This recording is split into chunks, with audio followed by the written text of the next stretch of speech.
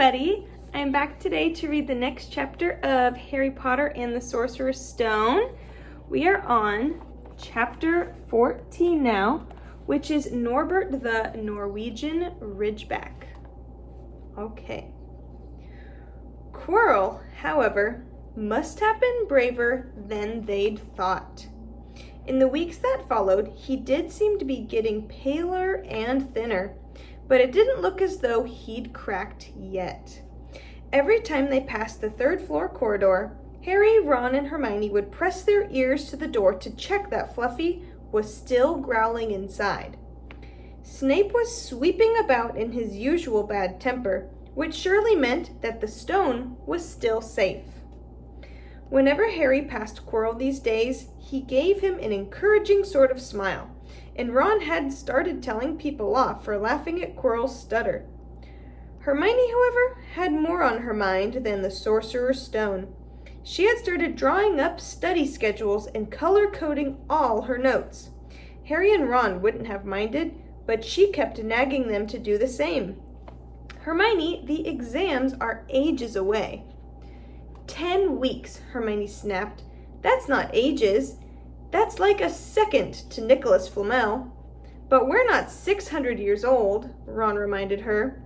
Anyway, what are you studying for? You already know it all. What am I studying for? Are you crazy? You realize we need to pass these exams to get into the second year? They're very important. I should have started studying a month ago. I don't know what's gotten into me. Unfortunately, the teacher seemed to be thinking along the same lines as Hermione. They piled so much homework on them that the Easter holidays weren't nearly as much fun as the Christmas ones. It was hard to relax with Hermione next to you reciting the 12 uses of dragon's blood or practicing wand movements. Moaning and yawning, Harry and Ron spent most of their free time in the library with her, trying to get through all their extra work. I'll never remember this, Ron burst out one afternoon, throwing down his quill and looking longingly out of the library window. It was the first really fine day they'd had in months. The sky was a clear forget-me-not blue, and there was a feeling in the air of summer coming. Harry, who was looking up Dittany in 1,000 magical herbs and fungi, didn't look up until he heard Ron say, "Hagrid, what are you doing in the library?" Hagrid shuffled into view, hiding something behind his back. He looked very out of place in his moleskin overcoat. "Just lookin'," he said in a shifty voice that got their interest at once. "And what are you lot up to?" He looked suddenly suspicious. "You're not still looking for Nicholas Flamel, are you?" "Oh, we found out who he is ages ago," said Ron impressively. "And we know what that dog's guarding. It's the Sorcerer's—" "Shh!" Hagrid looked around quickly to see if anyone was listening. "Don't go shouting about it. What's the matter with you?" "There are a few things we wanted to ask you, as a matter of fact," said Harry, "about what's guarding the stone apart from Fluffy." "Shh!" said Hagrid again. "Listen, come and see me later. I'm not promise I'll tell you anything, mind, but don't go rabbing it about it in here. Students aren't supposed to know. They'll think I've told you." "See you later then," said Harry. Hagrid shuffled off. "What was he hiding behind his back?" said Hermione thoughtfully. "Do you think it had anything to do with the stone?" "I'm going to see what section he was in," said Ron, who'd had enough of working. He came back a minute later with a pile of books in his arms and slammed them down on the table. "Dragons," he whispered. Hagrid was looking up stuff about dragons. "Look at these. Dragon species of Great Britain and Ireland. From Egg to Inferno, a Dragon Keeper's Guide." "Hagrid's always wanted a dragon. He told me so the first time I ever met him," said Harry.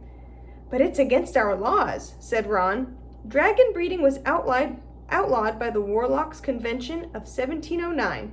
Everyone knows that. It's hard to stop muggles from noticing us if we're keeping dragons at the back garden. Anyway, you can't tame dragons. It's dangerous. You should see the burns Charlie's got off wild ones in Romania." But there aren't wild dragons in Britain, said Harry. Of course there are, said Ron. Common Welsh green and Hebridean blacks. The Ministry of Magic has a job hushing them up, I can tell you. Our kind have to keep putting spells on muggles who've spotted them to make them forget. So what on earth's Hagrid up to? Said Hermione. When they knocked on the door of the gamekeeper's hut an hour later, they were surprised to see all the curtains were closed. Hagrid called, "Who is it?" before he let them in, and then shut the door quickly behind them. It was stifling hot inside. Even though it was such a warm day, there was a blazing fire in the grate. Hagrid made them tea and offered them stoat sandwiches, which they refused. "So, you wanted to ask me something?" "Yes," said Harry. There was no point beating around the bush. "We were wondering if you could tell us what's guarding the Sorcerer's Stone apart from Fluffy." Hagrid frowned at him. "Of course I can't," he said. "Number 1, I don't know myself. Number 2, you know too much already, so I wouldn't tell you if I could. The stone's here for a good reason. It was almost stolen out of Gringotts. I suppose you've worked that out and all? Beats me how you even know about Fluffy." "Oh, come on, Hagrid. You might not want to tell us, but you do know. You know everything that goes on round here," said Hermione in a warm, flattering voice. Hagrid's beard twitched, and they could tell he was smiling. "We only wondered who had done the guarding, really," Hermione went on. "We wondered who Dumbledore had trusted enough to help him, apart from you." Hagrid's chest was swelled at these words. Harry and Ron beamed at Hermione. "Well, I don't suppose it could hurt to tell you that. Let's see. He borrowed Fluffy from me. Then some of the teachers did enchantments. Professor Sprout, Professor Flitwick, Professor McGonagall. He ticked them off on his fingers. Professor Quirrell, and Dumbledore himself did something, of course. Hang on, I've forgotten someone. Oh yeah, Professor Snape." "Snape?" "Yeah, you're not still on about that, are you? Look, Snape helped protect the stone. He's not about to steal it." Harry knew Ron and Hermione were thinking the same thing he was. If Snape had been in on protecting the stone, it must have been easy to find out how the teachers had guarded it. He probably knew everything, except, it seemed, Quirrell's spell and how to get past Fluffy. "You're the one who knows how to get past Fluffy, aren't you, Hagrid?" said Harry anxiously. "And you wouldn't tell anyone, would you? Not even one of the teachers?" "Not a soul knows except me and Dumbledore," said Hagrid proudly. "Well, that's something," Harry muttered to the others. "Hagrid, can we have a window open? I'm boiling." "Can't, Harry. Sorry," said Hagrid. Harry noticed him glance at the fire. Harry looked at it too. "Hagrid, what's that?" But he already knew what it was. In the very heart of the fire, underneath the kettle, was a huge black egg. "Ah," said Hagrid, fiddling nervously with his beard. "That's, Where did you get it, Hagrid?" said Ron, crouching over the fire to get a closer look at the egg. "It must have cost you a fortune." "Won it," said Hagrid. "Last night. I was down in the village having a few drinks and got into a game of cards with a stranger. I think he was quite glad to get rid of it, to be honest." "But what are you going to do with it when it's hatched?" said Hermione. "Well, I've been doing some reading," said Hagrid, pulling a large book from under his pillow. "Got this out of the library. Dragon Breeding for Pleasure and Profit. It's a bit out of date, of course, but it's all in here. Keep the egg in the fire, 'cause their mothers breathe on 'em, see? And when it hatches, feed it on a bucket of brandy mixed with chicken blood every half hour. And see here, how to recognize different eggs. What I got there's a Norwegian Ridgeback. They're rare, them." He looked very pleased with himself, but Hermione didn't. "Hagrid, you live in a wooden house," she said. But Hagrid wasn't listening. He was humming merrily as he stoked the fire. So now they had something else to worry about. What might happen to Hagrid if anyone found out he was hiding an illegal dragon in his hut? Wonder what it's like to have a peaceful life, Ron sighed, as evening after evening they struggled through all the extra homework they were getting. Hermione had now started making study schedules for Harry and Ron, too. It was driving them nuts. Then, one breakfast time, Hedwig brought Harry another note from Hagrid. He had only written 2 words. It's hatching. Ron wanted to skip herbology and go straight down to the hut. Hermione wouldn't hear of it. Hermione, how many times in our lives are we going to see a dragon hatching? We've got lessons. We'll get into trouble, and that's nothing to what Hagrid's going to be in when someone finds out what he's doing. Shh, Harry whispered. Malfoy was only a few feet away, and he had stopped dead to listen. How much had he heard? Harry didn't like the look on Malfoy's face at all. Ron and Hermione argued all the way to herbology, and in the end, Hermione agreed to run down to Hagrid's with the other 2 during morning break. When the bell sounded from the castle at the end of their lesson, the 3 of them dropped their trowels at once and hurried through the grounds to the edge of the forest. Hagrid greeted them, looking flushed and excited. It's nearly out, he ushered them inside. The egg was lying on the table. There were deep cracks in it. Something was moving inside. A funny clicking noise was coming from it. They all drew their chairs up to the table and watched with bated breath. All at once there was a scraping noise and the egg split open. The baby dragon flopped onto the table. It wasn't exactly pretty. Harry thought it looked like a crumpled black umbrella. Its spiny wings were huge compared to its skinny jet body. It had a long snout with wide nostrils, the stubs of horns, and bulging orange eyes. It sneezed. A couple of sparks flew out of its snout. Isn't he beautiful? Hagrid murmured. He reached out a hand to stroke the dragon's head. It snapped at his fingers, showing pointed fangs. Bless him! Look! He knows his mummy, said Hagrid. Hagrid, said Hermione, how fast do Norwegian ridgebacks grow exactly? Hagrid was about to answer when the color suddenly drained from his face. He leapt to his feet and ran to the window. What's the matter? Someone was looking through the gap in the curtains. It's a kid. He's running back up to the school. Harry bolted to the door and looked out. Even at a distance, there was no mistaking him. Malfoy had seen the dragon. Something about the smile lurking on Malfoy's face during the next week made Harry, Ron, and Hermione very nervous. They spent most of their free time in Hagrid's darkened hut, trying to reason with him. Just let him go, Harry urged. Set him free. I can't, said Hagrid. He's too little. He'd die. They looked at the dragon. It had grown 3 times in length in just a week. Smoke kept furling out of its nostrils. Hagrid hadn't been doing his gamekeeping duties because the dragon was keeping him so busy.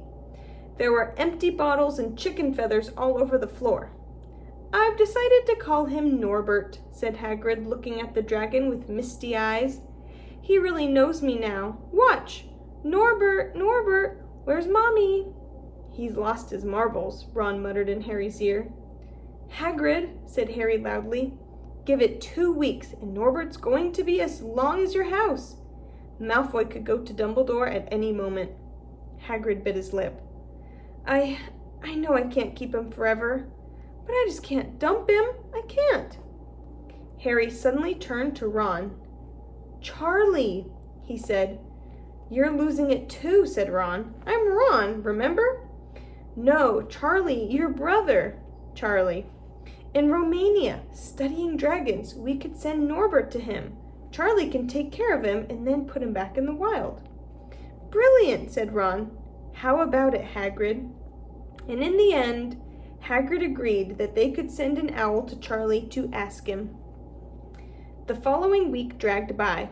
Wednesday night found Hermione and Harry sitting alone in the common room, long after everyone else had gone to bed. The clock on the wall had just chimed midnight when the portrait hole burst open. Ron appeared out of nowhere as he pulled off Harry's invisibility cloak. He had been down at Hagrid's hut, helping him feed Norbert, who was now eating dead rats by the crate. "It bit me," he said, showing them his hand, which was wrapped in a bloody handkerchief.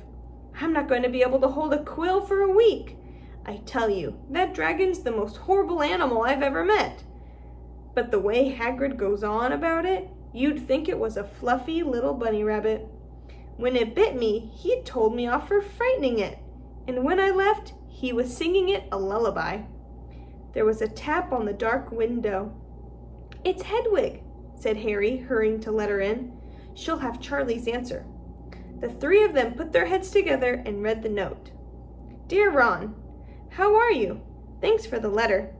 I'd be glad to take the Norwegian Ridgeback, but it won't be easy getting him here. I think the best thing will be to send him over with some friends of mine who are coming to visit me next week. Trouble is, they mustn't be seen carrying an illegal dragon. Could you get the Ridgeback up to the tallest tower at midnight on Saturday? They can meet you there and take him while it's still dark. Send me an answer as soon as possible. Love, Charlie." They looked around at one another.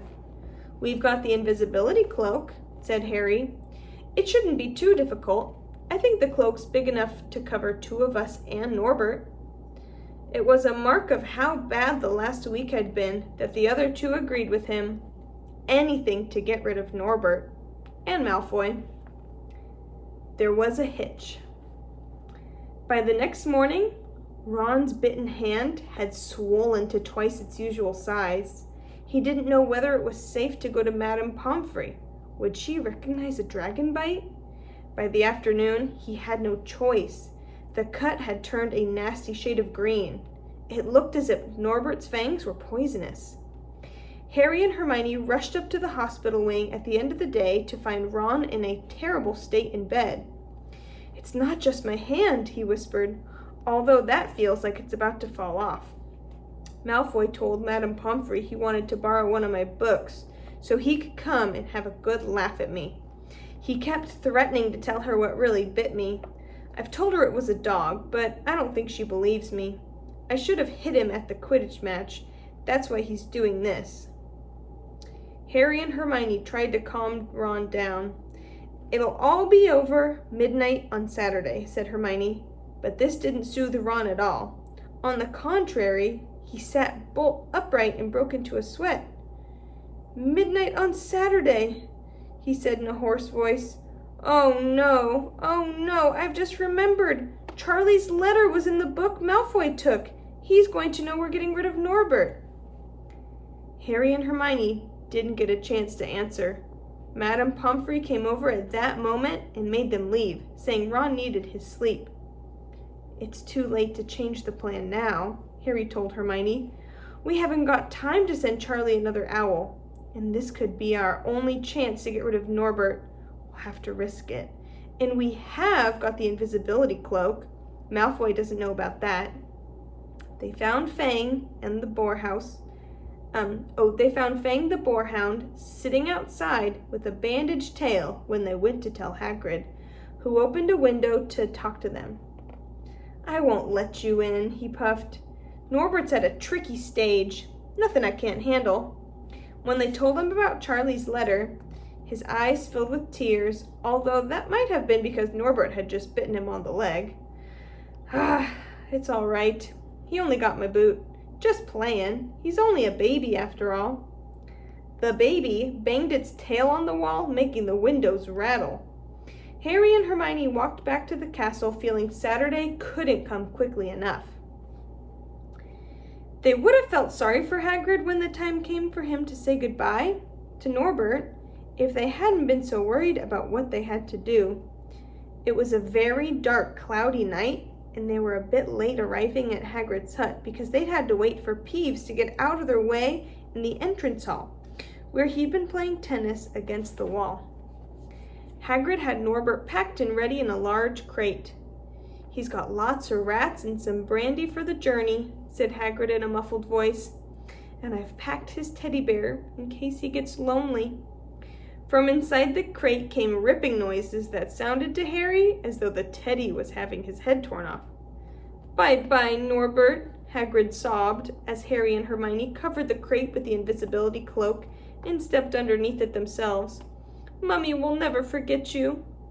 How they managed to get the crate back up to the castle, they never knew. Midnight ticked nearer as they heaved Norbert up the marble staircase and into the entrance hall, and along the dark corridors. Up another staircase, then another. Even one of Harry's shortcuts didn't make the work much easier. "Nearly there," Harry panted as they reached the corridor beneath the tallest tower. Then a sudden movement ahead made them almost drop the crate. Forgetting that they were already invisible, they shrank into the shadows, staring at the dark outlines of two people grappling with one another 10 feet away. A lamp flared. Professor McGonagall, a tartan bathrobe and a hairnet, had Malfoy by the ear. "Detention!" she shouted. "And 20 points from Slytherin. Wandering around in the middle of the night? How dare you?" "You don't understand, Professor. Harry Potter's coming. He's got a dragon." "What utter rubbish! How dare you tell such lies? Come on, I shall see Professor Snape about you, Malfoy."